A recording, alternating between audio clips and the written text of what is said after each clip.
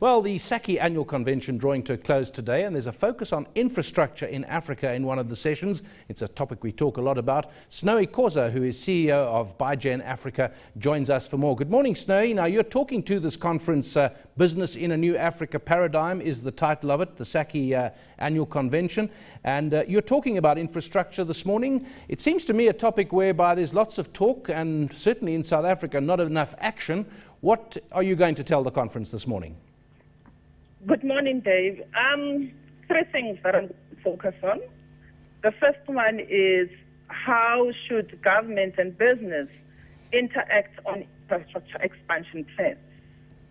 The second issue that I'm going to talk about is how can the financing and ownership components of infrastructure projects be structured so that we can get better economic results.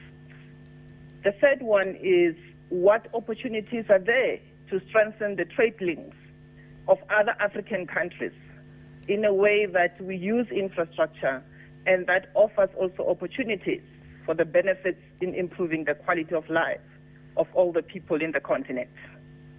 Okay, Snowy, let's go back to your first point. You talked about government and business, and one does get the feeling that they talk past each other sometimes, that each expects the other to do things which they don't do, and there's frustration on both sides, and possibly not enough understanding in business of what government has to do and the other way around. What do you think the problem is, and how close are we to solving this to unlock the potential growth in infrastructure spend?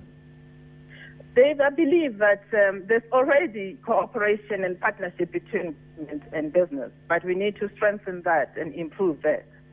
And a good example is the relationship and the partnership that has been demonstrated through the successful rolling out of the renewable energy program already done in this country. And I believe to improve on this, we need to identify separate roles and responsibilities. For example, I believe that government needs to ensure that it levels the playing field by making sure that it prepares, for example, an enabling and fair legislation and procurement processes that allows fast-tracking of the implementation of infrastructure projects. And I also believe that government's role is also to ensure that it provides project preparation funding, especially for feasibility studies, because most of the projects that are there, some of them are projects that are in paper, but those projects need to be translated to ensure that they are bankable and they can be taken out and implemented where financing is mobilized for those projects. The other thing is the issue about integrated planning between the private sector and government. But also the issue that you know what is happening in all countries across the continent, not only in South Africa, that we need transparency in processes, especially procurement processes. We need to avoid protected legal challenges that are happening, because when one company does not win the tender, then they take government to court. We need to build trust, especially amongst business and government. And also that government needs to ensure that it attracts and facilitates private sector participation through, for example, the use of giving guarantees. But also the business has a role and responsibility.